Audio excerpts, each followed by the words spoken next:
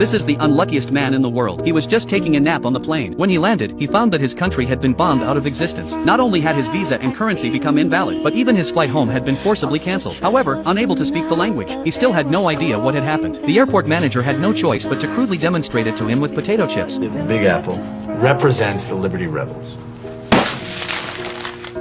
No more Krakosia. Victor was detained at the airport. He had absolute freedom, yet he was absolutely not free. He was free because no one at the airport could manage him. He was not free because he had no right to leave the airport or return home. The manager thought Victor would secretly sneak out of the airport, only to be taken away by security. But unexpectedly, Victor followed the manager's advice, and chose to stay in the airport, waiting for his country to be rebuilt. He pieced together old chairs into a makeshift bed, then unplugged the power, intending to get through the night. But as soon as he lay down, he mistook the airplane's lights for the armed forces coming to capture him.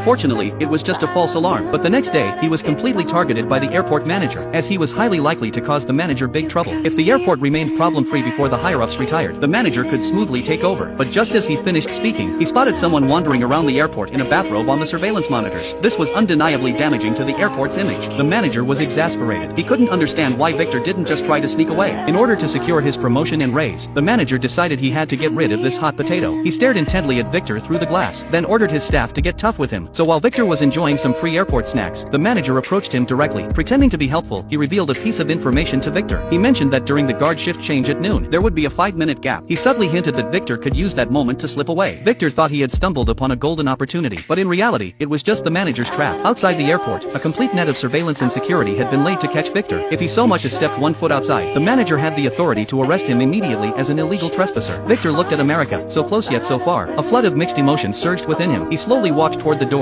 but noticed something off. The surveillance camera seemed to be locked onto him, scanning his every move. To test his theory, Victor deliberately moved forward and backward, pretending to tie his shoe. Sure enough, the camera followed his every motion. When the manager was exposed, he sheepishly ordered his staff to move the camera away. But by then, Victor had already taken cover directly below the lens. When they couldn't locate him anywhere, the manager flew into a fit of rage. And just as he was swamped with chaos, Victor's big face suddenly appeared on the screen. For security monitors split at once, clearly capturing Victor's counterattack. The entire security room burst into laughter. Since his plan had been exposed, the manager could only cover his awkwardness with a helpless gesture. Seeing that trickery wouldn't work, the manager decided to take a more straightforward approach. He prepared a lunch for Victor, then told him there was still one way he could return home. All Victor had to do was claim he feared the chaos in his homeland, and with help from US law, the manager could apply for political asylum on Victor's behalf using exceptional measures. Victor, thrilled, agreed. But when the manager started the questioning, Victor didn't give the answer he was hoping for. Do you, at this time, have any fear of returning to your own country? No.